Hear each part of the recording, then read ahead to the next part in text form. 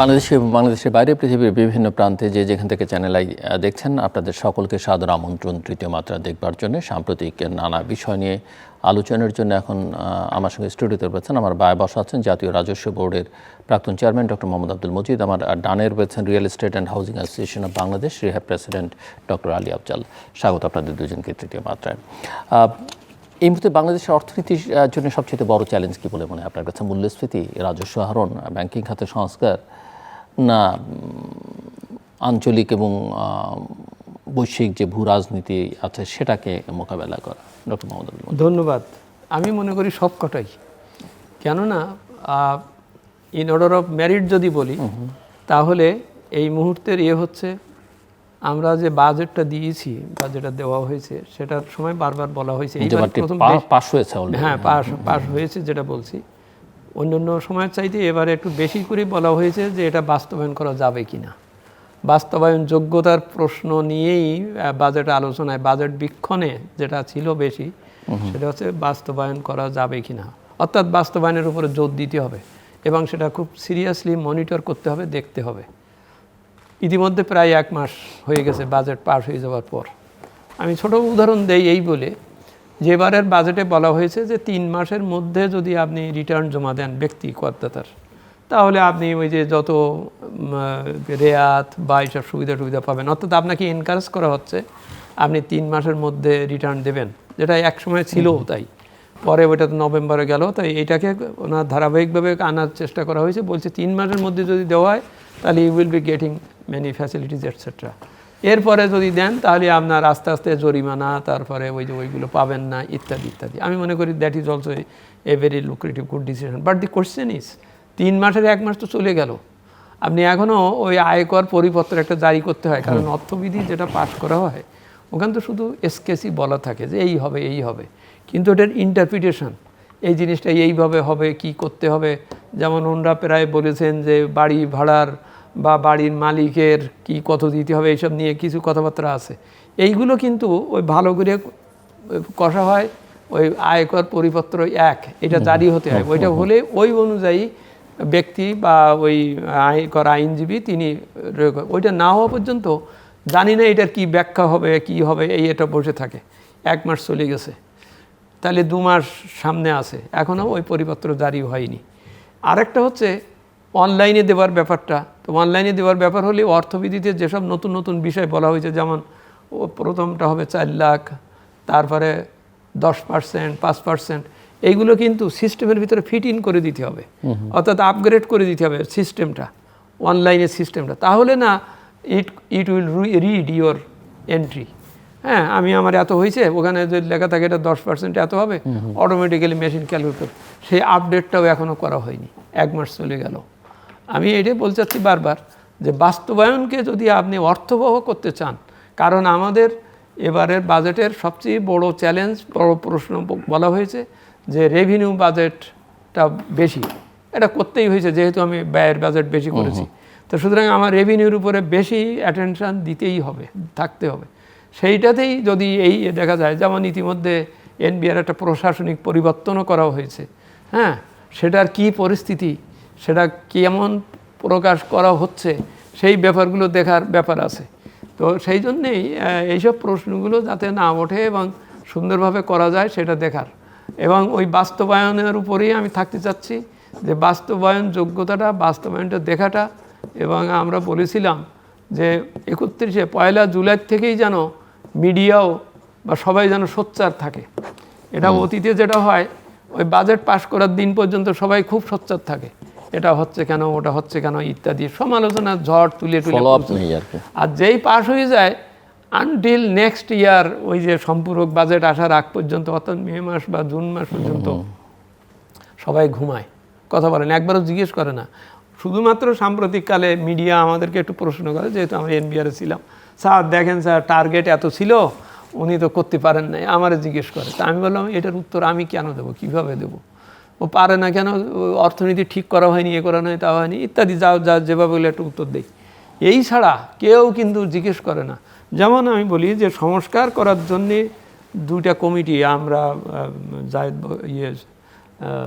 যেটা করলেন, বিজনেসম্যানদের কথাতেই তো স্টেক হোল্ডারের কথাতেই তো আমরা সুপারিশগুলো করলাম। বিজনেসম্যানরা কিন্তু বাজেটের সময়ও না, এখনও নাই, একবারও বলতেছে না যে ওনারা যে সুপারিশটা দিয়েছেন সেইটা বাস্তবায়ন করছেন না কেন। কারণ এই বাস্তবায়নটা তো হবে ওনাদের স্বার্থেই, সকলের স্বার্থে। অর্থাৎ প্রশ্নটা ওইভাবে উঠতেছে না। যেমন পার্লামেন্টের থেকেই প্রশ্নগুলো ওঠা উচিত, কারণ পার্লামেন্টে আমরা তাকে পাঠিয়েছি রিপ্রেজেন্টেটিভ হিসেবে, আমার রিপ্রেজেন্টেটিভ হিসেবে। আমি রাস্তায় যাতে মব না করি, না করি, উনিই কথা বললেই ওইটাই হবে। সেখান থেকে কিন্তু বাজেটের আলোচনার ভিতরে কিন্তু এই সব বিষয়গুলো নাই যে আমরা এইটা কেন, ওইটা কেন, বা এটা কী হচ্ছে। ও আলোচনা অন্যদিকে যাচ্ছে বা যা হচ্ছে। আমি মনে করি বাস্তবায়নটা দেখতে গেলে পয়েন্টে পয়েন্টে খাত ভিত্তিক প্রত্যেকেই যাতে একটা জবাবদিহিমূলক কাজ করে সেইটার দিকে দেখার এবং সেইটার নমুনাটা ঠিক করতে হবে। এটা যেমন মাননীয় প্রধানমন্ত্রী একনেক মিটিংয়ে বলেছেন যে এই যে প্রকল্প বানাতে যে প্রকল্প করতে যে দীর্ঘসূত্রিত হয়, এটা কমাতে হবে, এর জন্য খরচ বাড়ে। তো এরকম ধরনের পয়েন্ট বাই পয়েন্টে ধরতে হবে, বলতে হবে। না বললে কিন্তু এটা থামবে না বা ইয়ে হবে না। যেখান থেকে যে আয় আসার কথা সেই আয় যদি না আসে, যেমন আপনি শেষে যেটা বললেন ব্যাংক খাত ঠিক করতে হবে, এ করতে হবে, এগুলো কেন? কারণ ব্যাংক ঠিক না হলে, অর্থনীতি ঠিক না হলে রেভিনিউ হবে না। আর ওখানে স্বচ্ছতা না থাকলে আর একটা দিয়ে আরেকজনকে ধরাও যাবে না। এই ধরার পথ, ধরার বিষয়, ব্যাংকিং সেক্টর, এগুলো সবাইকে যার যার মাত্রায় আনার জন্যই যে যে করা উচিত, চেষ্টা করা উচিত সেগুলো। যেমন আপনি হয়তো ফ্যামিলি কার্ডের কথা বলবেন বা খাল কাটার কর্মসূচি, অলরেডি তো বর্ষাকালে এসে গেছে, খাল কাটার কদ্দূর কী হচ্ছে এটা দেখতে হবে। এখানে দৃষ্টিভঙ্গিটা এরকম থাকবে, আপনি নিজে সরকারি পয়সা দিয়ে খাল কেটে রেখে আসবেন, দুদিন পরে ওর কেন খোঁজ থাকবে না। এটাকে পার্টিসিপেটরি করতে হবে। ওই খাল কাটার ফলে যে জমি হবে, যে পানি হবে, সেটার সুফল যারা ভোগ করবে ওই পাড়ের লোকেদের, তাদের এইটার সাথে ইন্টিগ্রিটি করতে হবে। করলে হবে কি, ও তখন খেয়াল রাখবে যে আমার এই নদী যেটা কাটলাম এটা যে আবার ডুবে যাচ্ছে কেন, সে খেয়াল রাখবে। এইভাবে পার্টিসিপেটরি করতে হবে, অন্তর্ভুক্তিমূলক আমরা যেটা বলি। যে কোনো পদক্ষেপই আপনি নেবেন অন্তর্ভুক্তিমূলক করতে হবে। কাউকে আপনি পিছনে ফেলে রেখে এসডিজি যেমন আপনি ইয়ে করতে পারবেন না সেরকম। আর এর সাথে সবশেষে এইটুকুই বলি, আমরা 3 বছরের সময় হয়তো পেয়ে যাব বা যাচ্ছি, সেই 3 বছরেরও 1 মাস কিন্তু চলে গেল, যাচ্ছে। অর্থাৎ আমার ওই 3 বছর টার্গেটকে সামনে রাখতে হবে। আমি বীজগণিত বেশি পড়বো না পাটিগণিত বেশি পড়বো, বা আমি কি করব, সে আমার ভঙ্গুর অর্থনীতিকে ঠিক করতে হবে। এটা হচ্ছে বড় সত্য, ভঙ্গুর অর্থনীতি ঠিক করা। আমি সেইটার কী করছি, আমার ম্যান পাওয়ারের রেশনালাইজেশন কী করতেছি, তো সেই সবগুলোর কাজের কিছু লক্ষণ কিন্তু দেখা দিতে হবে। নইলে আবার সেই মনে হবে 3 বছরের সিদ্ধান্ত এখনো পর্যন্ত এটা আসলে হয়নি না, ওই জেনারেল বডি যাবে। আর এবং যতদূর ধারণা করা যে 3 বছর হবে না, হয়তো 1 বা 2 বছর ম্যাক্সিমাম কিছু সময় পাওয়া যাবে। যাই দিক, তার ভগ্নাংশ হিসেবে প্রত্যেকটা দিনকে কাউন্ট করতে হবে, কাউন্ট করতে হবে। নইলে আবার প্রশ্নটা হয়তো তোলাই যে আবার আপনি সময় চাইলাম, কিন্তু আমরা এর মধ্যে কি কাজ করলাম, আপনি বুধবারে যদি আবার বলবেন না কালকে আমি পরীক্ষা দিতে পারবো না, আমার জামা ঠিক নাই, এই কথা বললে হবে না। ডক্টর আলী আফজাল, আপনার কাছে ওই একই প্রশ্ন যে আপনি চ্যালেঞ্জগুলো কি দেখেন, এবং আমি কয়েকটা উল্লেখ করলাম, সেগুলো আসলে কোনটাকে আপনি মনে করেন সবচেয়ে বেশি বড় চ্যালেঞ্জ? আসলে সবগুলোই চ্যালেঞ্জ আমি বলবো, হয়তো গ্রেডিং করলে কোনোটা বেশি কোনোটা কম এরকম হবে। দেখুন, আসলে বাজেটটা কত বড় হয়েছে সেটা আমার কাছে বিবেচ্য বিষয় নয়। আমার কাছে বিবেচ্য বিষয় হচ্ছে যে বাজেট দেশের মানুষকে কতটা স্বস্তি দেবে, মানুষ কতটা স্বাচ্ছন্দ্যে থাকবে, দ্রব্যমূল্য কতটা নিয়ন্ত্রণে থাকবে, মূল্যস্ফীতি কতটা নিয়ন্ত্রণ থাকবে, দ্যাট ইজ ভেরি ইম্পর্ট্যান্ট।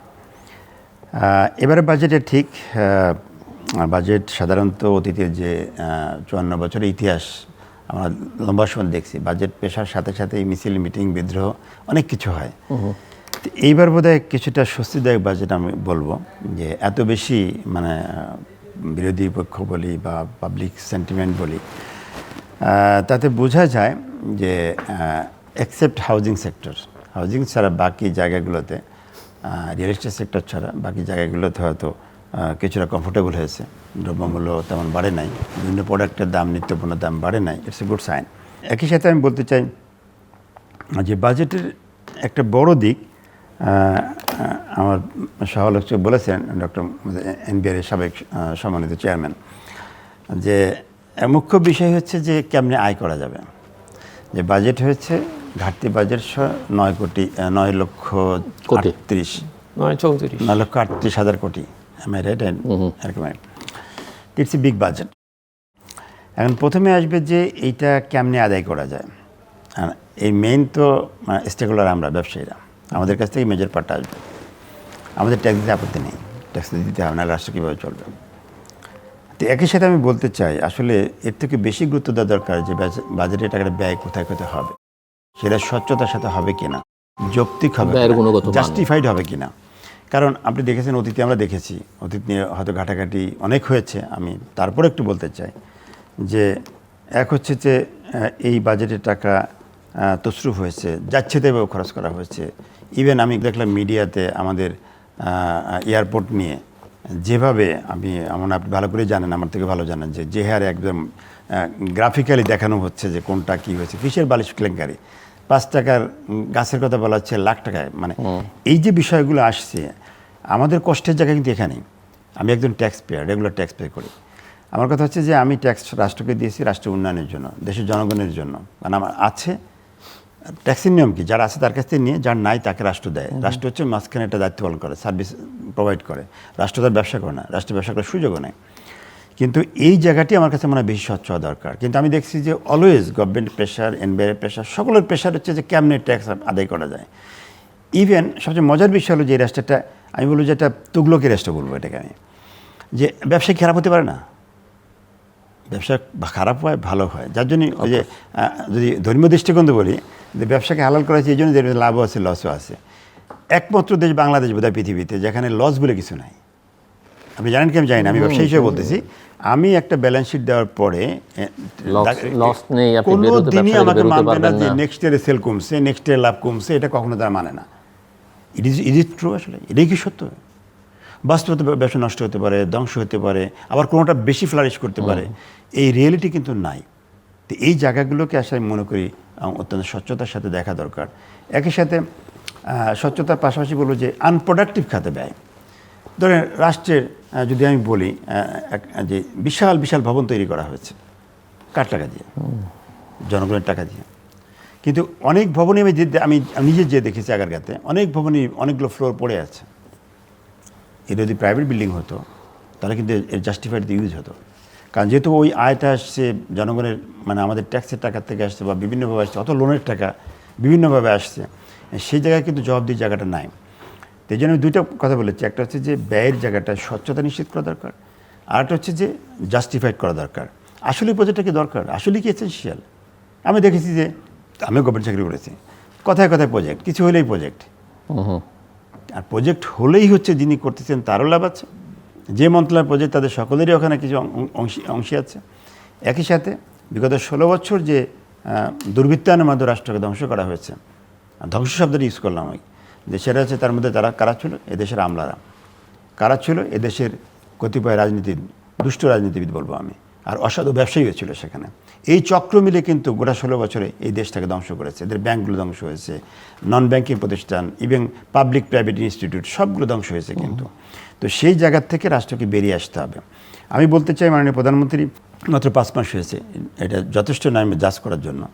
তারপরে আমি বলতে চাই যে ওনার কথাবার্তা, ওনার বাচনভঙ্গি, ওনার চলাফেরা, আমি স্টিল স্যাটিসফাই যে উনি আমাদের এই দেশটাকে গড়ার জন্য অনেক কষ্ট করে দীর্ঘ লম্বা সময় দেশের বাইরে কষ্ট করেছেন। বলতে গেলে অনেকটা বিদেশে জেল খেটেছেন বলা যায়, দেশে আসতে পারেন নাই। তো সেখান থেকে অনেক কিছু শিখে এসেছেন। তো এই জায়গাটাই আমি পজিটিভলি দেখি যে উনি চাচ্ছেন যে রাষ্ট্রটা ভালো হোক, সব জায়গায় স্বচ্ছতা, জবাবদিহিতা নিশ্চিত হোক, আনপ্রোডাক্টিভ খাতে টাকা না যাক। এই বিষয়গুলো আমি দেখেছি উনি অ্যাড্রেস করার চেষ্টা করতেছেন। বাট একই সাথে কোশ্চেন করব, উনি একাই কি পারবেন এটা করতে? It's a big question.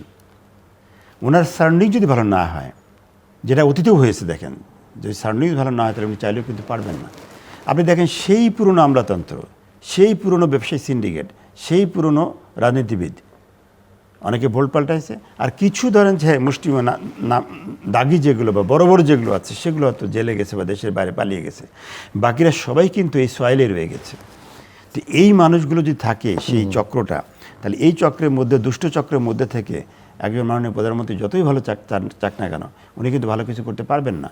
একই সাথে ওনার নিজস্ব সারাউন্ডিং যে বলয়টা আছে, এই বলয়টাও যদি আসলে ওনার মতো যদি দেশপ্রেমিক না হন, সৎ না হন, তাহলে আলটিমেটলি কিন্তু এই যে বিশাল বাজেট, এবং বিশাল অঙ্কের বাজেটে যে করা হয়েছে সেই সুফল কিন্তু জনগণ পাবে না। আরেকটি কথা বলে আমি বলতে চাই এখানে, সেটা হচ্ছে এই যে ঘাটতি বাজেটের যে কালচারটা, আমি বলবো যে কালচারতে বেরিয়ে আসা উচিত ঘাটতি বাজেটের কালচার থেকে। কারণ ঘাটতি বাজেট মানেই হচ্ছে পূরণ করার জন্য ব্যাংক লোন নিতে হবে বা বিদেশ থেকে লোন নিতে হবে। আসলে ঋণ করে মানে কি বলবো, যেটা খারাপ জিনিস। আসলে এই ঋণ করে বড় হওয়া যায় না, কারণ এটা মানে অনেক দেশি বিদেশি ধর্মীয় কালচার যেটা বলেন করার সুযোগ নাই। তো এই জায়গায় আমি একটু বলতে চাই যে যদি আসলে আমাদের বাজেটটা আমি যেটা বলি স্বচ্ছতার সাথে জাস্টিফাইড হইতে খরচ করা হয়, আমি বিশ্বাস করি ঘাটতি হবে না। যে কাজগুলো লেখা হয়েছে তার এগেনস্টে যে বাজেট ধরা হয়েছে ওই সবগুলো কাজই করা যাবে যদি খালি স্বচ্ছতা আমাদের থাকে, স্বচ্ছতা নিশ্চিত করা যায়, তাহলে এই টাকা দিয়ে বাজেট বাস্তবায়ন সম্ভব। আরেকটা সমস্যা যেটা দাঁড়াবে, এই ঘাটতি পূরণে যদি বাংলাদেশ সরকারের পক্ষ থেকে ব্যাংক লোন নেওয়া হবে, তাহলে কি হবে, প্রাইভেট সেক্টরে কিন্তু বিনিয়োগ কমে যাবে। বিগত আপনি জানেন, আমার থেকে মিডিয়া আপনি আছেন ভালো জানেন, যে বিগত 2-3 বছর হলো, বিগত সরকার যাওয়ার পরে 2 বছর একটু বেশি হলো বোধহয়। তো সেই জায়গায় আপনি দেখেন যে প্রাইভেট সেক্টরের বিনিয়োগ কিন্তু 5%-এর উপরে ওঠে নাই, লেস দ্যান 5% অলওয়েজ। তো যদি প্রাইভেট সেক্টরে ইনভেস্টমেন্ট না হয় তাহলে তো আপনি প্রাইভেট সেক্টর ফ্লারিশ করবে না, তাহলে কর্মসংস্থান হবে না, দেশ কিন্তু আগাতে পারবে না। বাংলাদেশের 7 কোটি তারুণ্যের শক্তি, এটা কিন্তু একটা বিশাল শক্তি একটা দেশের জন্য। অনেক দেশে কিন্তু এই পপুলেশনও নাই। এই 7 কোটির মধ্যে কিন্তু মোটা দাগে বলা যায় যে 3.5 কোটি 4 কোটি কিন্তু বেকার রয়েছে। তো এই বেকার জনশক্তি যদি কাজ দিতে হয়, রাষ্ট্রের পক্ষে কিন্তু কখনোই সম্ভব না 3 কোটি বা 4 কোটি যুবককে কাজ দেওয়া। এটা কে করবে? Private sector. তাহলে প্রাইভেট সেক্টর যদি ফ্লারিশ করতে হয় তাহলে প্রাইভেট সেক্টরে বিনিয়োগ বাড়াতে হবে। বিনিয়োগ যদি না বাড়ানো হয় তাহলে প্রাইভেট সেক্টর বড় হবে না, এবং চাকরির যে সুযোগগুলো বলছি, এমপ্লয়মেন্ট যে অপরচুনিটি, এটা ক্রিয়েট হবে না। তাহলে আলটিমেটলি দেশ কিন্তু বড় ধরনের বিপদে পড়বে। তো এই জায়গায় আমি বলবো যে এই বাজেটের সবচেয়ে বড় খারাপ দিক হচ্ছে যে প্রাইভেট সেক্টরে যে বিনিয়োগের যে প্ল্যান যেটা করা হয়েছে, এই জায়গাটা চেঞ্জ আসতে হবে। ডক্টর মজিদ, আপনি শুনছিলেন একদম ভার্জি ঘাটতি বাজেট থেকে প্রাইভেট সেক্টরে। এই পয়েন্টে উনি যথার্থই বলেছেন। কথা হচ্ছে যে প্রাইভেট সেক্টর শুধু না, সকলকেই। আমি এখানে একটা হলিস্টিক একটা অ্যাপ্রোচের কথা বলছি এই কারণে, আমরা সবসময় মনে করছি, যেমন উনি কিছুক্ষণ আগে যেটা বললেন যে এনবিআর ওই ট্যাক্স নেওয়ার জন্য ইয়ে করছে, এই কথাটার উপরে জোর দেওয়া দরকার। এনবিআরকে কেন আমি আলাদাভাবে মনে করছি, প্রতিপক্ষ মনে করছি? এনবিআরকেও সুস্থ হতে বলছি না কেন? তাকে জবাবদিহির ভিতরে আনার ব্যাপারে আমি কনস্ট্রাকটিভ ওয়েতে কাজ করছি না কেন? সকলের কথা সকলে মনে না করলে পর এটা হবে না। ঘাটতি বাজেটের ব্যাপারটা বলছি, একটা খুব কঠিন সিদ্ধান্ত নিতে হবে যে আমার বাজেটে যদি ঘাটতি হয় আমি ব্যাংকরে ডিস্টার্ব করব না, কারণ তাহলে আমার প্রাইভেট সেক্টরের ইয়ে হবে না। আর হচ্ছে আমি বিদেশির কাছ থেকে নিতে যাব না। বিদেশি ঋণ এখন তো সহজ না। আমি দেশবাসীকে এটাই বলি, উনি যথার্থ বলছেন, দেশবাসীকে এটাই বলি যে আপনি নিজের স্বচ্ছ সৎ হয়ে চলেন, যা আছে আমার তাই দিয়ে আমি চলতে পারবো, আমাকে সেইভাবে হেল্প করেন। আমার যেসব অপচয় হয়, ওই যে ফাফাদের একটা রিপোর্টে যেটা আসছে এয়ারপোর্টের, ওই যে বালিশ কাণ্ডের মতোই প্রায়, আরো বেশি একটা গাছ 500 টাকা দামের গাছ দেখানো হচ্ছে। এইগুলো থামাচ্ছি না কেন? এইগুলো থামানোর ব্যাপারে সকলের মধ্যে একটা আসছে না কেন? কেন টিচার পড়াচ্ছে না? এবং সেখানে আমি এই যে কত কিছু পয়েন্ট উঠতেছে, এটা উঠতেছে কেন? আমাদের সবাইকে ভাবতে হবে যে আমি ট্যাক্স পেয়ারের মানি লয়টারিং হচ্ছে যে সেটা জানি না, মানে এগুলো ফায়ারিং স্কোয়াড ছাড়া কোনো কিছু দিয়ে আপনি বন্ধ করতে পারবেন। কারণ জেল টেল ক্ষেত্রে তো দেখাই যাচ্ছে, আমরা 2007-8 দেখলাম, এরপরে দেখলাম, আগে দেখলাম, জেল টেলে কেউ ভয়টয় পায় বলে মনে হয় না বাংলাদেশে। না সেটা হচ্ছে না। যেমন আমি বলি, লাজ লজ্জাও নেই, জেলেও ভয় পায় না। না যেমন ডেথ সেন্টেন্স যদিও সেটা সবাই সমর্থন করে না, আমিও করি না, বাট না, যেমন এই যে ইরান বা যুদ্ধটা শুরু হওয়ার পরে সরকার নিজের থেকে বললেন যে বিদ্যুৎ সাশ্রয় করতে হবে, এটা ব্যবহার কমতে হবে, অফিস আওয়ার পর্যন্ত কমিয়ে দেওয়া হলো, হলো। আপনি এখন যে সবার কাছে দেখেন কেউ যেন এটা ভুলেই যাচ্ছে, বিদ্যুৎ সাশ্রয় কমাতে হবে যে এই ব্যাপারটা ভুলেই যাচ্ছে। মানে তারা তাদের জীবনের ভিতরে ইনবিল্ড করতে পারছে না, নিচ্ছে না। এবং সেই জন্যই সকলে যদি সমানভাবে আস্থার ব্যাপারটা যদি ঠিক না করা যায়, তাহলে তো যে অবস্থায় আছে সেইভাবে চলতে হচ্ছে। আমি মনে করি ওই ঘাটতি বাজেট ঘাটতি থাক, দেশবাসীকে এটা পরিষ্কার বলাও হোক যে আমার যা আছে সেইটা মিলিয়ে আমি করব, যদ্দূর পারবো তদ্দূর করব, এবং করে আমাকে একটা পর্যায়ে উঠতে হবে। আমি ওই একটা সিচুয়েশন তৈরি করব। সাধারণত আমরা ওই যে 2009 সালে বিদ্যুতের যে আইনগুলোকে একবারে উল্টাই দিয়ে করা হলো, তার আগে কিন্তু একটা ক্ষেত্র প্রস্তুত করা হয়েছে, বিদ্যুৎ নাই, না হলে কি হবে, হারিকেন ইত্যাদি ইত্যাদি। এই বলে আমাকে একটা আইন সহজ করে দেন, দিয়ে আমি করতে গেলাম, না ওইটা করলে হবে না। এরকম না যে আমার না হলে আমি মারা যাব, সুতরাং আমার আবার ওই ডোনারের কাছ থেকে অযাচিত শর্ত দিয়ে আমাকে নিতে হবে। এই পরিস্থিতিটা, এই দাবিটা, এই বিষয়টা, এই অভ্যাসটা, এই দৃষ্টিভঙ্গিটা যদি আমি না পূরণ করতে পারি যে আমি যে টাকা দিচ্ছি সেই টাকা যথাযথভাবে খরচ হচ্ছে কিনা আমি সেটা দেখভাল করব, এবং আমার যা আছে আমি তাই দিয়ে চলবার চেষ্টা করব। আমি অন্যের উপরে নির্ভরশীল থেকে ঋণ করে ঘি খাওয়া এই পদ্ধতিতে যাবে না। সেই জন্যেই সকল পর্যায়ে আমি আবার বলছি, এখানে দেখা যাচ্ছে যে কোনো একটা জিনিস হলেই মনে করছে অমুকরে এ করতে হবে, এটা করলে এটা হবে। আজকে একটা আদেশ জারি করলাম, কালকে আবার সেটা বাতিল করে দিলাম বা চেঞ্জ করে দিলাম। কেন দিলাম? তাহলে আদেশটা নিতে কোথায় ভুল করলাম? দেখা যাচ্ছে যে ওয়ার্ডিংয়ের ভুল করতেছি, এমন না ওয়ার্ডিংয়ের ভুল করার জন্য হচ্ছে। এই সমস্ত এর থেকে বেরিয়ে আসতে হবে, চেষ্টা করতে হবে। একজনের পক্ষে, দুজনের পক্ষে তো সম্ভব না, এটা সকলকে মিলিয়ে দেখতে হবে। তো সেই জন্যেই ওই বিদ্যুৎ বলি, গ্যাসের ব্যবহার বলি, পানির আধার তৈরি করা বলি, সকলকে যে সামাজিক নিরাপত্তা দেওয়ার যে দৃষ্টিভঙ্গি বলি, সব জায়গাতেই একটা আত্মবিশ্লেষণ, সংস্কার, দাবি বলে পরিষ্কার করে করতে হবে। এটা একজন করলো আর আমি সেটার উপরে দৌড় চাপিয়ে দিয়ে আমি নিজেকে খুব ভালো মনে করলাম, এটা হবে না। এই দৃষ্টিভঙ্গির থেকে বেরিয়ে আসতে হবে। এখন এখানে যে কথাটা আসতেছে, বৈশ্বিক একটা প্রভাবের ব্যাপার থাকবেই, কারণ সেখানেও অনেক ঘটনা ঘটছে বৈশ্বিক, সেখানে ঘটছে। তা ঘটলে আমি এখানে প্রশ্ন আছে এখন, যেমন যুক্তরাষ্ট্রের সঙ্গে চুক্তি, প্রধানমন্ত্রীর চীন সফর, সেখানকার চীনের সঙ্গে তার সম্পর্ক এবং অন্যদের তার সেই বিষয় নিয়ে প্রতিক্রিয়া। না এইগুলো তো কনসিকুয়েন্সিয়াল আর কি হচ্ছে, একটাকে ঠিক করতে যেয়ে আরেকটার ভিতরে ঢুকে পড়তে হচ্ছে।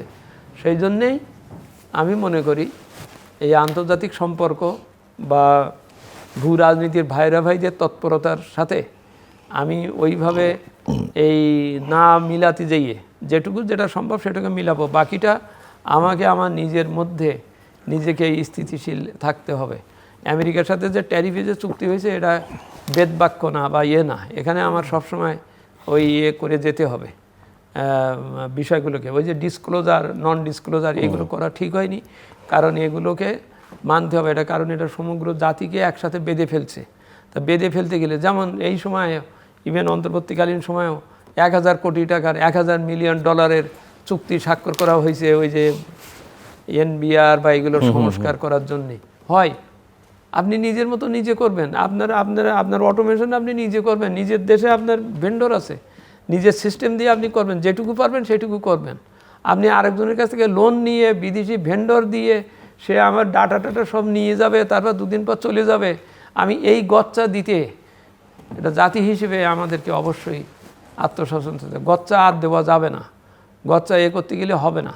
কারণ একটা করে প্রকল্প, একটা উপায়, উপলক্ষ তৈরি করে আমাকে চলতে হবে। ডক্টর আফজাল একটা প্রশ্ন তুলেছেন যে ট্যাক্সেশনের ক্ষেত্রে যে ট্যাক্স ডিপার্টমেন্ট আসলে ওই যে কোনো ব্যবসায়ের লসটা মানতে রাজি না, তারা তাদের পলিসিটা হচ্ছে যে আপনাকে ব্যবসায় লাভ করতে হবে, এবং লাভ করেন আর লস করেন আপনাকে লাভের এটা তো আমি তো এটাই বলছি, এটা বসংবাদ বদভ্যাস গড়ে উঠেছে, এবং এইটার বিরুদ্ধে সোচ্চার হতে হবে সকলকেই।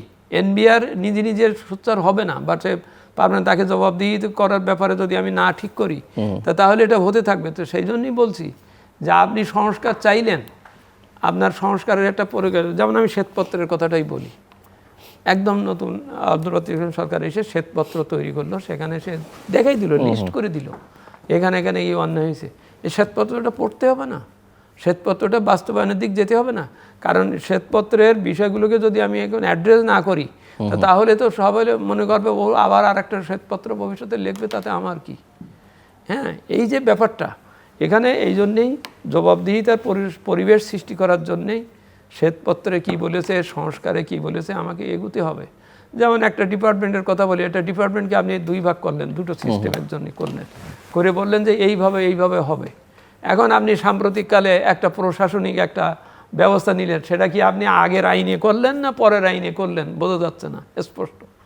তারপরে it is a leadership position, leadership পজিশনে আপনি কাকে দিচ্ছেন, সে লিডারশিপটা দিতে পারবে কিনা, এই ধরনের ব্যাপারগুলো আছে। অর্থাৎ ভুল আর না, ভুল করতে যাওয়ার পথে থাকা ঠিক না, এবং এই ব্যাপারে সকলকেই সজ্ঞান সচেষ্ট থাকতে হবে।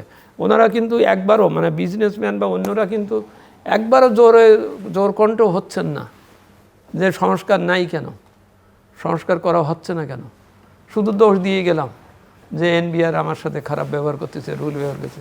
আমাদের রিপোর্টগুলো পড়ে দেখেন, সেখানে সব পরিষ্কার করে খুঁটিনাটি করে বলে দেওয়া হয়েছে যে এগুলো করতে হবে। ওই যে বাস্তবায়ন চ্যালেঞ্জ, বাজেট যেমন বাস্তবায়ন চ্যালেঞ্জ, আপনার রিপোর্টও বাস্তবায়ন। এইটাই বাস্তবায়ন, সেই চ্যালেঞ্জে যাওয়া হচ্ছে না বা যেতে হবে, না গেলে তো পরিস্থিতির উন্নতি হবে না। ওই শুধু দোষারোপ করেই চলে যাব, কাজ হবে না। জি, থ্যাংক ইউ ভেরি মাচ। অনেকগুলো বিষয় আসছে, আমি ছোট্ট একটা বিষয় বলে আমার পয়েন্ট 3-4টা পয়েন্ট বলবো।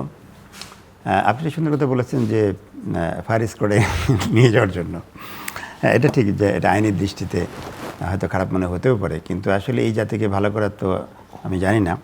তবে একটা বেসিক বিষয় বলতে চাই, আমাদের এই রাষ্ট্রের জন্য 54 বছরে এটা আমাদের সকলের ব্যর্থতা যে আমাদের এই রাষ্ট্রের শিক্ষা ব্যবস্থা সৎ, দক্ষ, ডাইনামিক, দেশপ্রেমিক লিডার তৈরি করতে ব্যর্থ হয়েছে in all respect, not only Amla, police, administration. আরও যে সুন্দর ভাষায় বলি যে মানবিক মানুষ তৈরি করতে ব্যর্থ হয়েছে, মানবিক পুলিশ তৈরি করতে ব্যর্থ হয়েছে, মানবিক এনবিআর কর্মকর্তা হতে ব্যর্থ হয়েছে। যদি মানবিক এনবিআর কর্মকর্তা হতো তাহলে দরদ দিয়ে ব্যবসায়ীর ব্যবসাটা ভিজিট করে দেখতো। আপনি মিডিয়া জগতে আছেন, তারপরে আমি বিশ্বাস করি এই বিগত কয়েকটা যে ধকল গেছে, যারা জুলাই অভ্যুত্থান হয়েছে, তার আগে স্বৈরাচারী সরকার ছিল, কেয়ারটেকার গেল, তারপর এই মধ্য দিয়ে প্লাস আপনি দেখেন যে মাঝখানে তেলের দাম বাড়ার কারণে সবগুলো পণ্যের দাম বেড়েছে, হু করে দাম বেড়েছে। আমরা চাইলে কিন্তু প্রোডাক্ট দাম মানে বাড়ায় বিক্রি করতে পারি না, কখনো পারা যায়, কখনো কিন্তু পারা যায় না। তাহলে লাভ লস তো আসাটা স্বাভাবিক। তো এই বিষয়গুলো কিন্তু কখনোই এনবিআর লোকেরা মানবিক বিভাগে দেখার চেষ্টা করে না। আপনি একটা মজার তথ্য দেই, লাভ লসটা বলছি, তার লাভ তো মানেই না। এখন নতুন একটা করছে যে টার্নওভার ট্যাক্স। আপনার লাভ হোক আর না হোক, ধরেন এই যে করোনার সময় আমার প্রোডাক্টের দাম কমে গেছে, বাট আমাকে বিক্রি করতেই হয়েছে, তাহলে আমার বিক্রি হয়েছে, এই বিক্রির যে টাকাটা হলো, কথা আমার 100 কোটি সারা বছর সেল হয়েছে, আমার 1 পয়সাও লাভ হয়নি, কিন্তু 100 কোটির উপরে 1% আমার 1 কোটি ট্যাক্স দিতে হবে। এর নাম হলো টার্নওভার ট্যাক্স। তারপরে এআইটি, অ্যাডভান্স ইনকাম ট্যাক্স, আমি এয়ারপোর্টে দিয়ে আসছি, কিন্তু সেটা কিন্তু বাংলাদেশে কখনো এটা সমন্বয় হয় না। আমি যখন মিলালাম যে সারা বছর আমার ট্যাক্স আমি এয়ারপোর্টে 10 কোটি দিয়েছি, বছরের শেষে আমার ট্যাক্স আসছে, বললাম যে আমার কর্পোরেট ট্যাক্স আসছে 8 কোটি টাকা, আমি 2 কোটি ফেরত পাবো, এটা কখনো দেওয়া হয় না। বলা যে নেক্সট অ্যাডজাস্ট করা হবে, করা হয় না। তাহলে আমি এই যে এত কিছু করছি, করার পরও দেখা যাচ্ছে যে ওই আলটিমেটলি কিন্তু এনবিআর পেশার চাপটা কিন্তু আমার উপরে আসছে। এখন আসি প্রাইভেট সেক্টরে ফ্লারিশ করার আরেকটা জায়গা, সেটা হচ্ছে ব্যাংক ইন্টারেস্ট। আপনি দেখেন, আমি জানি না বিশ্বের কোথাও আছে কি না, আমি গুগলে একটু সার্চও দিলাম যে 17% ইন্টারেস্ট। আর প্র্যাকটিক্যালি কিন্তু আমরা ব্যবসা করি, এই টাকাটা নিতে হলে আমাদের কিন্তু কিছু কষ্ট আছে, হিডেন কস্ট। সেটা ধরলে আমাদের প্রায় 19% খরচ হয়ে যায়। তাহলে 19% কস্ট অফ ফান্ড দিয়ে গ্লোবালি, ন্যাশনালি কোথায় ব্যবসাকে লাভ করা সম্ভব না। এখন কম্পিটিটিভ মার্কেট, এখন তো সারা দুনিয়া গ্লোবাল ভিলেজ, আমরা সব জানি। তো সেই জায়গায় কিন্তু আমি চাই 19% ইন্টারেস্ট দিয়ে কিন্তু ব্যাংকে ব্যবসা করে লাভ করা সম্ভব না। তো এখানে তো গভর্নমেন্ট যদি নজর না দেয়, আমি বিশ্বাস করি এটা কিন্তু করা খুব কঠিন কিছু না। কারণ ব্যাংক তো হচ্ছে জাস্ট মাঝখানে। ধরেন আপনি ব্যাংক, উনি হচ্ছে ইনভেস্টর, মানে ব্যাংকে টাকা রাখেন, আর আমি হচ্ছে ইনভেস্ট নিচ্ছি, উনি ডিপোজিটার। এখন আপনি ডিপোজিটারকে যদি 12% দিয়ে আপনি টাকা নেন, তাহলে আপনাকে কিন্তু 3% কস্ট অফ ফান্ড ধরে আমাকে কিন্তু 16 দিতেই হবে। তাহলে সরকার কিন্তু সহজেই করতে পারেনি কাজটা। আমি সিম্পলি সহজেই বলতেছি যে রাষ্ট্র বলুক, এটা হবে কি অলস টাকা বেড়ে যাবে। কারণ যখনই ডক্টর মজিদ স্যার যখন বুঝবেন যে আমি ঘরে বসে লাখে 1 লাখ টাকা, কোটিতে 1 লাখ টাকা পাচ্ছি, তার দরকার কি, আমি পেনশনে 1 কোটি টাকা ব্যাংকে রেখে দিলাম, আমি মাসে 1 লাখ টাকা পাবো, আমার সংসার তো চলবে, দিব্য আমার টাকা থেকে গেল। উনি কিন্তু কোনো কষ্টের দিকে যাবেন না। কিন্তু এইটাই যদি আপনি 5% করে দেন, তাহলে উনি কিন্তু 5% সংসার চলবে না। তখন কিন্তু এটাকে কিন্তু টাকা যে মূলধারায় এসে উনি কিন্তু ব্যবসা বাণিজ্য করা, টাকা সচল করার দিকে উনি যাবেন। কিন্তু তো 5% যদি টাকাটা যদি ডিপোজিট হয়, 3% কস্ট অফ ফান্ড দেয়, তাহলে কিন্তু 9% নিজেকে বিনিয়োগ করতে পারে, তাহলে সেটা ব্যবসা বান্ধব হবে। আদারওয়াইজ কিন্তু 17%, 18%, 20% ইন্টারেস্ট, ব্যাংক ইন্টারেস্ট দিয়ে আমি চ্যালেঞ্জ করে বলছি একজন ব্যবসায়ী হিসাবে, এদের ব্যবসা দাঁড় করানো সম্ভব হবে না।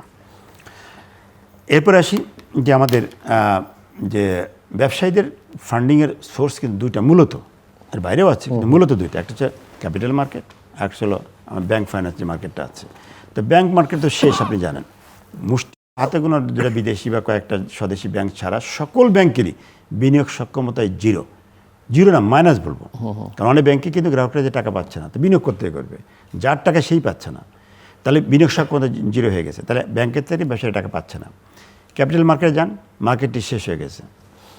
আপনারা দেখেন যে একসময় 1000 টাকা শেয়ারের দাম ছিল, ওই শেয়ারের দাম এখন 8 টাকা হয়ে গেছে। এখন যে শেয়ারটা পকেটে কাগজ নিয়ে ঘুরতেছে তার অবস্থাটা কোথায়? ইভেন অনেক প্রতিষ্ঠান, ব্যাংকগুলো কী করছে আমি জানি, কয়েকটা ব্যাংকের নাম আমি নামও বলতে পারবো আপনাকে, যে তারা শেয়ার কিনছে কথা 1000 কোটি টাকার, এখন ওই শেয়ারের ভ্যালু কিন্তু 100 কোটি টাকা, এখন বিক্রিও করে না, ভাঙ্গায় না, ওই 1000 কোটি ধরে রেখে দিছে যে আমি তো বিক্রি করিনি, আমার 1000 টাকা কেনা আছে, যে টাকা কেনা আছে ওই টাকা আমি ধরে রাখছেন, বাট বাস্তবে কিন্তু ওরা তাকে বিক্রি করে এখন কিন্তু তাকে 900 কোটি টাকা লস দেখাতে হবে। That's a real fact. তো এই যে আমাদের তালিকা হচ্ছে কি, একদিকে ব্যাংকের ইন্টারেস্ট রেট বেশি, ব্যাংকের টাকা নাই, অন্যদিকে ক্যাপিটাল মার্কেটের অবস্থা খারাপ, তাহলে আমার প্রাইভেট সেক্টর দাঁড়াবে কোথায়? রাষ্ট্রকে যারা ভাবতে হবে। আপনি শুধু ভাবছেন কেমনের ব্যবসায়ী থেকে ট্যাক্স নেওয়া যায়, শুধু ভাবছেন যে আপনি চাপ দিলে, আপনি কি মনে করছেন ব্যবসায়ীরা কি টাকার মেশিন যে চাপ দিলে বেরোবে, চাপ দিলেই বেরোবে? আমি একবার মজা করে বলছি, এবার চাপ দেন মরিয়ে যাবে সব কটা, এবার আর থাকবে না সব। তো এই জায়গাটায় আমাদেরকে আসলে খেয়াল করতে হবে। তবে এটাও ঠিক, আমি স্বীকার করি, ব্যালেন্স কথা বলা ভালো, 100% ব্যবসায়ী সৎ আমি একটা বলছি না, কিছু দুষ্ট লোক থাকবে।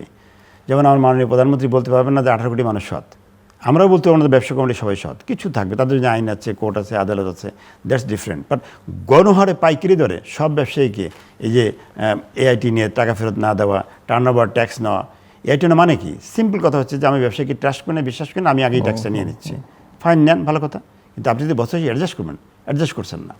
তো এই জায়গাগুলো অ্যাডজাস্ট না করা হয় তাহলে কিন্তু এদের ব্যবসা ফ্লাইশ করবে না। আরেকটা অপশন আছে যে এফডিআই, ফরেন ডিরেক্ট ইনভেস্টমেন্ট, যারা বিদেশ থেকে আসে। এখন আসছে না কেন? আপনি দেখেন লম্বা সময় কিন্তু বিদেশে বাংলাদেশে কোনো বিনিয়োগ নাই, হয়তো বলতে পারেন ছিটাফোটা কিছু কিছু আসতেছে অল্প অল্প। এটা আমাদের দেশের যে 18 কোটি মানুষের চাহিদার তুলনায় আমাদের যে টোটাল যে এক্সপেন্ডিচার আছে সেই তুলনায় কিন্তু আমি বলি খুবই নগণ্য। এটা অনেক ছোট্ট দেশে দেখেন 1 কোটি মানুষ, তাদের কিন্তু অনেক বেশি আছে এই ফরেন ডিরেক্ট ইনভেস্টমেন্ট, কিন্তু সেখানে আসছে না কেন? That's a big question. এই জায়গাটাও সরকারকে নজর দিতে হবে। যেমন আমি একবার এই কিছুদিন আগে বাংলাদেশ ব্যাংকে মিটিং করলাম, আমরা আমাদের রিয়াবের পক্ষ থেকে ইলেক্টেড হওয়ার পরে তো সব জায়গায় মিটিং করে, লাস্ট মাননীয় প্রধানমন্ত্রীর সাথে মিটিং করার সুযোগ আমাদের হয়েছে। ওনাকে আমি সব কথাগুলো বলার চেষ্টা করেছি, কী হবে জানি না, কিন্তু আমি ওনাকে ধন্যবাদ জানাই, আমি কথাগুলো বলার সুযোগ পেয়েছি। আমি সবগুলো কথা ওনাকে 10-12 মিনিটের মধ্যে বলে ফেলতে পেরেছি। আমি বলবো যে ওনার অ্যাপ্রোচ, ওনার বডি ল্যাঙ্গুয়েজ, ওনার কথাবার্তা আমাদেরকে যেভাবে রিসিভ করেছেন, আনসার দিয়েছেন, আমি একদম ফুললি স্যাটিসফাই এবং রিয়েলি আমি হ্যাপি।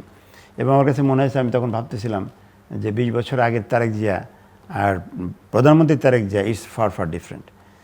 উনি যথেষ্ট ম্যাচিউর এবং অনেক কিছু শিখে আসছেন। এবং আমি বলছি না ফিউচার কী হবে, বাট আমি বলছি যে এই 5 মাসের জন্য যে প্রচেষ্টাটা আমি বলবো, ওনার যে বডি ল্যাঙ্গুয়েজ, চলাফেরা, কথাবার্তা, আমি বলবো এটা দেশের জন্য ওনার বোঝাই যায় উনি দেশটাকে ভালোবাসেন, দেশটাকে গড়তে চাচ্ছেন উনি। এখন আসেন এফডিআই যে ব্যাপারটা, আমি বাংলাদেশ ব্যাংকে মিটিং করলাম, একটা ইউনিট আছে আপনি জানেন যে বিএফআইইউ, যেটা ফাইন্যান্সিয়াল ইন্টেলিজেন্স ইউনিট। এখন ওনারা আমাদেরকে ডেকে মানে ভাবটা এরকম যে আমরা রিহাবের সব লোকেরা চোর বাটপাট, এদেরকে ধরার জন্য ওনারা আমাদেরকে ডাকছেন যে আপনাদেরকে হেল্প করেন, ওদেরকে ধরতে হবে। তা আমি প্রথমে বললাম, দেখেন আপনারা তো এই ইউনিট আছেন এটা ধরার জন্য, তো এই ইউনিটটা তৈরি হয়েছে 2012 সালে। আমি যেহেতু পিএইচডি করছি, স্যারের মধ্যে আমরা পড়াশোনা করি একসাথে, তো অভ্যাস তো যেখানে জায়গায় পড়াশোনা করি, নাহলে গুগলে সার্চ করে বের করে নিয়ে গিয়ে। তা আপনাদের এটা তৈরি হলো 12 সালে, তো 12 সালের পর থেকে তো সবচেয়ে বেশি টাকা দেশে বেড়ে পাচার হয়েছে, তাহলে আপনাদের কাজটা তাহলে 12 সালের আগেই তো ভালো ছিল, তো ইউনিট করার দরকারটা কী হয়েছে? নাম্বার 1 কোশ্চেন করি, খুব ব্যবস্থা খেয়ে গেছে। না আপনি রিয়েল পিকচার, আপনি ডেটা দেন আমাকে। আপনাদের এই বিএফএ তৈরি হয়েছে 12 সালে, 12 সালে আগে কিন্তু ভালো ছিল, 12 সালের পরে যে পরিমাণ টাকা বাংলাদেশে পাচার হয়েছে তার কোনটা ঠেকাতে পারছেন আপনারা? আর আপনারা এখন আসছেন রিয়েল এস্টেটে কী হয়েছে দেখার জন্য। এক সেকেন্ড কথা হলো যে আপনি বিদেশ থেকে টাকা আসতেছে, আপনি কেন সে কোশ্চেন করতেছেন? আপনি দেশেতে বের হয়ে যাচ্ছে, আপনি ঠেকাতে পারতেছেন না, কোনো কোশ্চেন করতেছেন না, আপনি কোনো দক্ষতা দিয়ে সেটাকে আটকাতে পারলেন না। আর একজন বিদেশি এনবিআর হতে পারে, নন এনবিআরও হতে পারে, আমাকে বলতেছেন যে সে ফ্ল্যাট কিনছে 5 কোটি টাকা দিয়ে, ওই লোকের আয়ের উৎস কী? আরে ভাই, সৌদি আরব একজন ডাক্তার, সে কেমনে টাকা আয় করছে, আমি কোথায় পাবো তথ্য? আপনাকে দেবো আপনাকে তথ্য। আর আপনি কোশ্চেন কেন করবেন? আমেরিকাতে কোশ্চেন করে না, কানাডাতে কোশ্চেন করে না, তারা বরং উৎসাহিত করতেছে যে আমি কোনো কোশ্চেন করব না, তুমি যত বড় বিনিয়োগ করো। আর সেখানে আপনি মানে বেহুদা টাকা ঢুকতেছে, সেটা বলছেন ওর আয়ের উৎস সার্টিফিকেট আমাকে দিতে হবে। ডক্টর মজিদ, এখানে প্রতিটা জিনিসের ভিতরে একটা সেলফ সিনক্রোনাইজেশন প্রয়োজন আসবে। যেমন আমি মনে করি রেমিটেন্স আসতেছে ভালো, আর রিজার্ভ বাড়তেছে, কিন্তু এই রেমিটেন্স যদি ওইভাবে এসে অলস বসে থাকে তাহলে কিন্তু ডায়াবেটিস বাড়বে। হ্যাঁ, অন্য ধরনের রেমিটেন্স ওইভাবেই আসুক, সেই এসে যেন এটা বিনিয়োগে বা সব জায়গায় যেন এখন এখানে প্রশ্ন হচ্ছে আপনি কি আসতে বাধা দেবেন কিনা, না, বা বাধা আসতে দেব নিয়ন্ত্রণ না, করবেন বাধা দেব কিনা? না। আমি আবার বলছি ওই ফ্রি ফ্লো হবে, ব্যবহার আপনি কিভাবে করেন সেটা আপনারা আরেকটা। হ্যাঁ, আমি ওই পয়েন্টেই আসতেছি। সারা বিশ্বে এখন যেভাবে আপনি এখান থেকে টাকা নিয়ে গেলেই যে ওখানে ভালো থাকতে পারবেন তা কিন্তু না, কোনো গ্যারান্টি নেই। সেখানেও অনেক প্রশ্ন উঠতেছে। সুতরাং আপনি শুধু এমন একটা পরিস্থিতি ঠিক করে রাখেন, ওরে টাকা আসতে দেন, ও টাকা আসুক, টাকা এসে আপনি ওইটা কিভাবে ব্যবহার করবেন সেটা। এখানে ওই ইমপ্রেশন মোটেই না যে আনতি দেবো না, তোমার প্রশ্ন করবো। আমি আমার প্রশ্ন করার খুব বিরোধী আমি আর কি মনে করি। টাকা ওরা আসতে দেন, কারণ টাকা ওখানে যখন সে দেখবে যে না ওখানেও গ্রহণযোগ্য হচ্ছে না, ও টাকা কিন্তু আসবে। যেমন আপনি লক্ষ্য করবেন এই যে আমাদের যে রেমিটেন্স আসতেছে বাড়তেছে, আমরা খুব ভালো বলতেছি, এই রেমিটেন্স সব কিন্তু রেমিটেন্স না, মানে ওই যে অর্থে টাকা ফেরত আসছে, অন্যের টাকাও আসতেছে, এবং ওইটাকে আমরা ইনডাইরেক্টলি অন্য টাকা মানে যেগুলো চলে গেছে সেগুলো কিছু ফেরত। হ্যাঁ, সেইটাই আর কি যাচ্ছি। এবং ওইটাকে আমরা কিন্তু ইনডাইরেক্টলি কিন্তু 2.5% করে দিচ্ছি, ওই যে একটা ইনসেন্টিভ। হ্যাঁ, অর্থাৎ ইনডাইরেক্টলি কিন্তু দিচ্ছি, মানে দিতে হবে, কারণ টাকাটা আসুক। আমার দরকার হচ্ছে টাকাটা আসুক। যেমন একটা বিআরপিডিতে একটা সার্কুলার করা হয়েছে না, যে আপনি লোনটা আগে দেন, আপনার অর্থাৎ আমি চাচ্ছি টাকাটা আসুক, আমার ব্যাংক ওর কাছে থাকবে কেন, ব্যাংকে টাকা আসুক। আমার এরকম একটা কোনো সময় আমার এইরকম ধরনের একটা পরিস্থিতি করতে হবে যে আমি ওইটাকে আনি। কারণ এখানে ওই যে একটা কথা উনি শুধু এনবিআরকে করে বললেন আর কি, বিষয়টা হচ্ছে এনবিআরের এই দৃষ্টিভঙ্গিটা বা সরকারের সকলের এই দৃষ্টিভঙ্গিটা চেঞ্জ করতে হবে, যে অর্থনীতি যদি সচল না থাকে, সচল না হয়, তাহলে এনবিআর রেভিনিউ পাবে না। রেভিনিউ অর্থাৎ এনবিআর এরকম করবে না যে এআইটি নিয়ে ওরকে আটকাই দিলাম, তারপরে ওর যে উনি বললেন কি হ্যাঁ, তারপর এগুলো করে ওরা আটকে দেওয়াটা উচিত না। এটা দৃষ্টিভঙ্গির প্রশ্ন। আগে এই অর্থনীতিকে ফ্লাউরিশ করতে দিতে হবে, তাকে যেভাবে হোক দিয়ে ফ্লাউরিশ করলে তখন আমি রেমিটেন্স রেভিনিউ পাবো। এই দৃষ্টিভঙ্গি পরিবর্তন না করলে এটা হবে না। সেই জন্যই ব্যাংকের ব্যালেন্স, ব্যাংকের টাকা যাতে থাকে, মানুষ যাতে পায়, রেমিটেন্স যাতে ঠিক মতন এসে ব্যবহার হয়। রেমিটেন্সটা যদি আমি এখন এইভাবে করে দেই, বলি যে টাকা আনেন, আমি আপনারা এই দিয়ে দিলাম, এই রাস্তাটা আপনি বানাবেন, এই স্কুল কলেজ এই হাসপাতাল আপনি বানাবেন, আপনি বানান, বানিয়ে আমরা দেখাতে পারলি তখন আমি আপনার দেবো, একটা ইনসেন্টিভ দেবো। ওই যে আমরা আগে যেটা করেছি যে আপনি আনেন, আপনাকে ট্যাক্স হলিডে দেবো ইত্যাদি, ও কিন্তু করে না, ও জিনিস তৈরি করে না, না করে ট্যাক্স হলিডে সব নিয়ে টিয়ে তারপর আর খবর পাইনি। আমরা যেরকম একবার দেখছিলাম যে ট্যাক্স হলিডে যতদিন থাকে ততদিন ওর লাভ হয়, কারণ ট্যাক্স দিতে হচ্ছে না। যেই ট্যাক্স হলিডের পিরিয়ড শেষ হয়ে যায় সেই দেখা যায় ওর শুধু লস হচ্ছে, অর্থাৎ ওর কথার ভিতরে, ওর ভিতরে। সুতরাং এটাকে একটু পাল্টাতে হবে, বলতে হবে যে আপনি এই জিনিস আনেন, এই জিনিস তৈরি করেন, এতটা কর্মসৃজন করেন, এই ধরনের প্রকল্প নেন যাতে মানুষের কাজ হয়, প্রাইভেট সেক্টর করেন, করলে তখন আপনি প্রমাণ করলে তখন আমি আপনাকে দেবো। একসময় আমরা ডেডও করেছিলাম, ডিউটি ড্রব্যাক, আপনি ডিউটি দেন পরে আপনার ফেরত দেবো। ওই যে উনি যেটা বললেন এআইটি নিচ্ছেন কিন্তু অ্যাডজাস্ট করতেছেন না, অর্থাৎ জিনিসটা উল্টা যাচ্ছে আর কি, যা আপনার কাছ থেকে আমি নিচ্ছি কিন্তু এটা ফেরত পাবেন কি না, এটার হিসেব হবে কি না, এই নিশ্চয়তা আমি দিচ্ছি না। আমরা বরং এখন এইভাবে করা উচিত যে না, আপনি আনেন, আপনি ব্যবহার করেন, করে দেখান, প্রমাণ করতে যদি পারেন হলেন, তখন আপনি এর একটা পাবেন। আমি দেখব যে টাকাটার উপযুক্ত ব্যবহার হয়েছে, হয়েছে, তা না হলে এটা হবে না। এই জন্যেই কথা ওইটাই, অর্থনীতিকে সুস্থ করতে হবে, এইটা হবে মাস্ট প্রথম টার্গেট। করতে গেলে ওনাকে কি কি ফ্যাসিলিটিস দিতে হবে এটা দিতে হবে। বারবার ওই এআইটি দিয়ে কাটিয়ে নিলাম, ওই আরও এই কথা কাটকে দিয়ে ওনাকে আটকে দিলে হবে না। Just paradigm shift. প্রয়োজন, প্যারাডাইম শিফট প্রয়োজন ফর দ্য টাইম বিং। কারণ আমি জবাবদিহির ভিতরে না আনলে বা না আসলে, স্বচ্ছতার ভিতর না আপনি আসলে, কি সেই লক্ষণ দেখতে পাচ্ছেন যে প্যারাডাইম শিফটের কথা বলছেন, সরকারের নতুন সরকারের নিয়ম নীতি ওই জন্যই তো প্রথমে বললাম বাস্তবায়ন 1 মাস চলে গেল।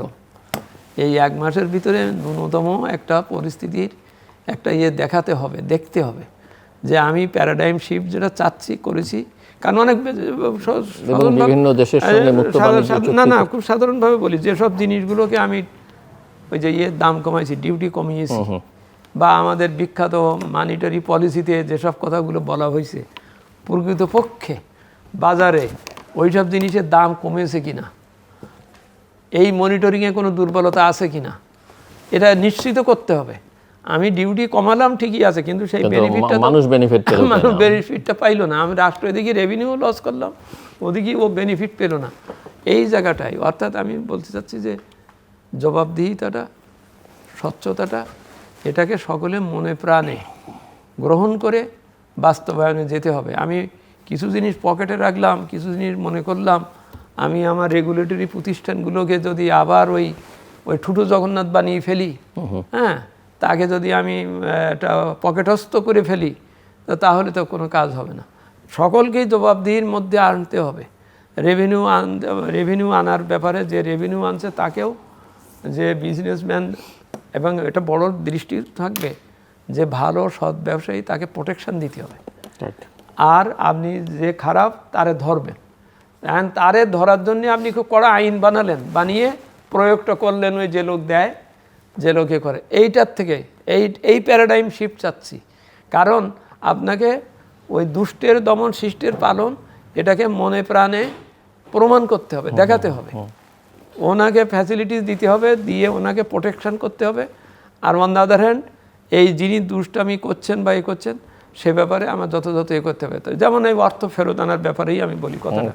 টাকা তো চুরি হয়ে গেছে, নিয়ে গেছে, যিনি নিয়ে গেছেন তিনি শক্তিশালী হয়েছেন, তিনি আপনার ওই যে ফেরত আনার যে প্রক্রিয়া যাবেন সেখানেও বাধা দেওয়ার সক্ষমতা তার হয়ে গেছে। তার সুতরাং আপনি ওখানে ওই ফাইট দিয়ে ওর সাথে যদি আপনি মামলাও করেন, তাও সময় সাপেক্ষ ব্যাপার। আপনি এখানে বরং এমন একটা পরিবেশ তৈরি করেন, যেটা কিছুক্ষণ আগে আমি বললাম, এমন একটা পরিবেশ তৈরি করেন, ওর টাকা ও নিজে নিয়ে আসবে, নিয়ে এসে এখানে খাটাবে। আমি ওই জন্যই ও যাতে সহজে আনতে পারে, ওই যে বাধা দেওয়ার কথা, বাধা দেওয়ার তো প্রশ্নই ওঠে না, ও সহজে যাতে আনতে পারে, এনে প্রোডাক্টিভ খাতে ব্যবহার করতে পারে, সেই এনভায়রনমেন্ট তৈরি করতে হবে। আপনি ভালো এনভায়রনমেন্ট তৈরি করে দেন, নিজের টাকা নিজে, খোকাবাবুর প্রত্যাবর্তন হবে।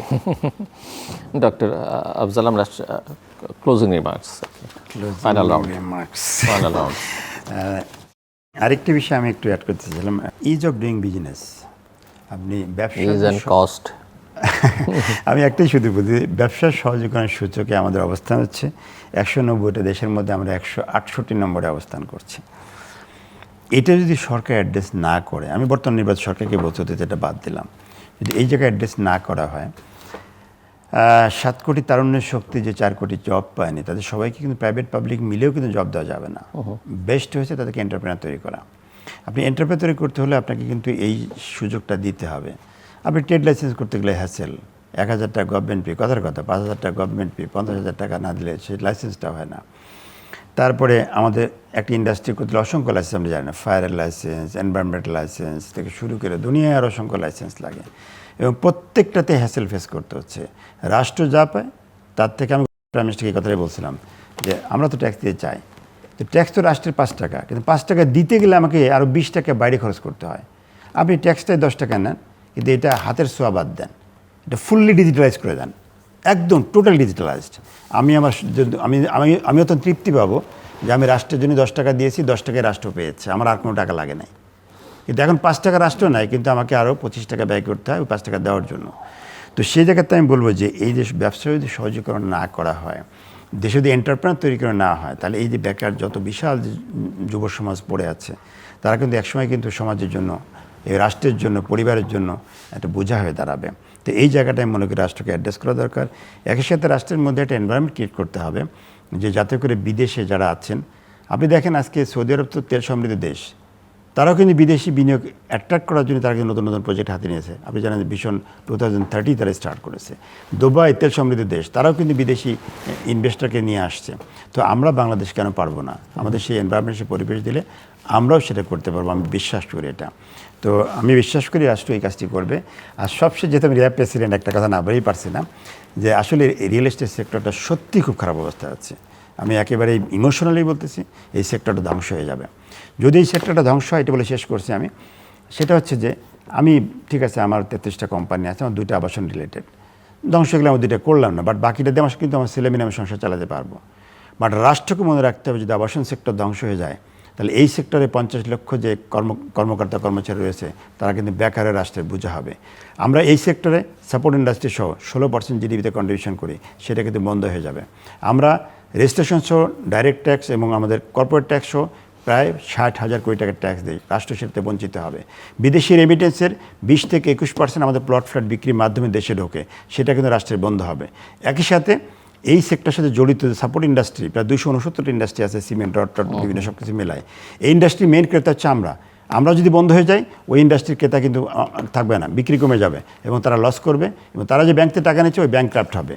তো এইভাবে করে রাষ্ট্র মারাত্মকভাবে ক্ষতিগ্রস্ত। রাষ্ট্র মনে করছেন বা আপনারা মনে করছেন যে আচ্ছা, আবাসন সেক্টর ক্ষতি হলে এই রিয়েল এস্টেট ব্যবসায়ী যারা আছে এরা ক্ষতিগ্রস্ত হবে, বিষয়টা এমন নয়।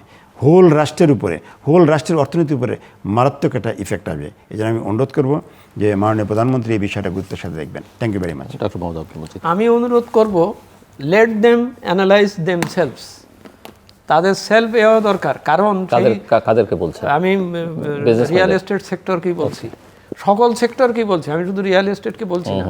আমি ওই গার্মেন্ট সেক্টরকেও বলি, আপনি লিস্ট করেন আপনার গার্মেন্ট সেক্টরের লোকেরা কারা কারা টাকা বাইরে নিয়ে গেছে, কেন নিয়ে গেছে, আপনারা কি করেন, কিছু বলেন নাই। আর শুধু রাষ্ট্রের উপরে চাপিয়ে দিচ্ছেন, রাষ্ট্র যদি এটা না দেখে, রাষ্ট্র যদি এটা না দেখে। কারণ রিয়েল এস্টেটের ব্যাপারে উই আর ভেরি গ্রেটফুল যে তারা বহু লোকের এমপ্লয়মেন্ট দিয়েছেন, উই আর ভেরি গ্রেটফুল যে বিদেশ থেকে আনছেন, কিন্তু অতীতের এই পর্যন্ত যেসব ফ্যাসিলিটিস দেওয়া হয়েছে সেই রিটার্ন কি রাষ্ট্র পেয়েছে বা পায়নি, সেটারও একটা সালতামামি হওয়া দরকার। আমি বারবার এই জিনিসটা বলছি যে আমি শুধু রাষ্ট্রের কাছে অভিযোগ করতেছি যে আমাকে এইটা দিলেন না, কিন্তু আমি নিজের আমার কি করার দরকার ছিল, উচিত ছিল, সেটা আমি করতেছি কিনা। আমি একটু আমি কি নিজেই আমার সদস্যদের ভিতরে এই অ্যানালাইসিসটা করেছি যে জমিগুলো মানুষের কাছ থেকে নিয়ে ফ্ল্যাট দিয়ে আমি রেজিস্ট্রি করার দিচ্ছি না, দেরি করতেছি বা করতেছি, এটা সমাজে বৈষম্য সৃষ্টি হয়ে যাচ্ছে। আমি আপনাকে ফ্যাসিলিটিস দিয়েছি যে আপনি এই টাকা দিয়ে করবেন, আপনার কিছু বলা হবে না। 40 লাখ টাকার জিনিস আপনি 60 লাখ টাকা তুলেছেন, ফলে ইকোনমিতে যে এই যে আমাদের ট্যাক্স জিডিপি রেশিও কম কেন? ট্যাক্স জিডিপি রেশিও এই জন্যই যে জিডিপি হয়েছে, প্রোডাকশন করেছেন, বিল্ডিং বানিয়েছেন, অনেক কিছু বুক করেছেন, কিন্তু ট্যাক্সটা দেন নাই, ট্যাক্সটা দেওয়াও হয়নি, নানানভাবে একটা ফ্যাসিলিটিস দিয়ে নেওয়া হয়েছে। এই যে বৈষম্যটা সৃষ্টি হয়ে গেছে, অর্থনীতি ইনইকুয়ালিটি যা সৃষ্টি হয়ে গেছে, সেইটার দিকে সকলকেই আত্মসচেতন, আত্মসমালোচনার পয়েন্টে যেতে হবে। এছাড়া এমনি হবে না, শুধুমাত্র রাষ্ট্রকে কিংবা কখনো সরকারকে বললাম তা বললেই তো হবে না। আমি রাষ্ট্র, আমিই তো সরকার, আমিই তো জনগণ, আমাকে হতে হবে। দর্শক, অনুষ্ঠানের শেষ প্রান্তে আমরা সামাজিক যোগাযোগ মাধ্যম ফেসবুক, এক্স এবং ইউটিউবে তৃতীয় মাত্রা লাইভ স্ট্রিম হতে আপনারা দেখতে পারেন। টেলিভিশনের পর্দায় দেখতে না পারলে যে কোনো সময় যে কোনো স্থান থেকে ইউটিউবে তৃতীয় মাত্রা চ্যানেলটি সাবস্ক্রাইব করে এই পর্ব বা পুরনো পর্বগুলো আপনারা দেখতে পারেন। ডক্টর আলী আফজাল এবং ডক্টর মোহাম্মদ আব্দুল মজিদ, অসংখ্য ধন্যবাদ এই আলোচনা অংশ নেওয়ার জন্য। দর্শক, আমরা দেশের অর্থনীতি, ব্যবসা বাণিজ্য নিয়ে কথা বলছিলাম এবং নানা রকমের চ্যালেঞ্জ আছে। ওনারা বলছেন যে কোনটাকে প্রায়োরিটি দেওয়া হবে, কোনটা বেশি গুরুত্বপূর্ণ, কোনটা কম, এভাবেও বলা যাবে না। প্রতিটা চ্যালেঞ্জে অত্যন্ত গুরুত্বপূর্ণ। আর সেখানে ভূরাজনৈতিক চ্যালেঞ্জ আছে, মূল্যস্ফীতির চ্যালেঞ্জ আছে, রাজস্ব আহরণের চ্যালেঞ্জ আছে, সংস্কার একটা বড় ইস্যু, সেটা ওনারা বলছেন ব্যাংকিং খাতের সংস্কার একটা বড় চ্যালেঞ্জের জায়গা। বাজেট একটা পাস হয়েছে, তার কার্যক্রম শুরু হয়েছে, কিন্তু সেটার বাস্তবায়ন যে চ্যালেঞ্জের মুখে, সেটা ওনারা বলেছেন। অর্থ কোত্থেকে আসবে সেই প্রশ্ন তুলেছেন। আবার অর্থ আসার চেয়েতেও বড় প্রশ্ন তুলেছেন আমার এক অতিথি, যে ব্যয়টা হচ্ছে সেটা কোথায় হচ্ছে এবং সেই ব্যয়ের গুণগত মান কি। এই সব নানা প্রশ্ন আছে। রাষ্ট্রের ক্ষেত্রে আমরা সরকারের দিকে তাকিয়ে থাকি, কিন্তু নাগরিক হিসেবে আমাদের দায়িত্ব আছে। নিঃসন্দেহে প্রাইভেট সেক্টরকে আরও সচল, সক্রিয়, গতিশীল করা দরকার, কিন্তু একই সঙ্গে এই প্রশ্নটা যেন আমরা নাগরিক নাগরিকটা প্রত্যেকে তিনি ব্যবসায়ী হন, পেশাজীবী হন, যেই হন না কেন, আমি আমার দায়িত্ব পালন করছি কিনা সেটা একটা বড় প্রশ্ন।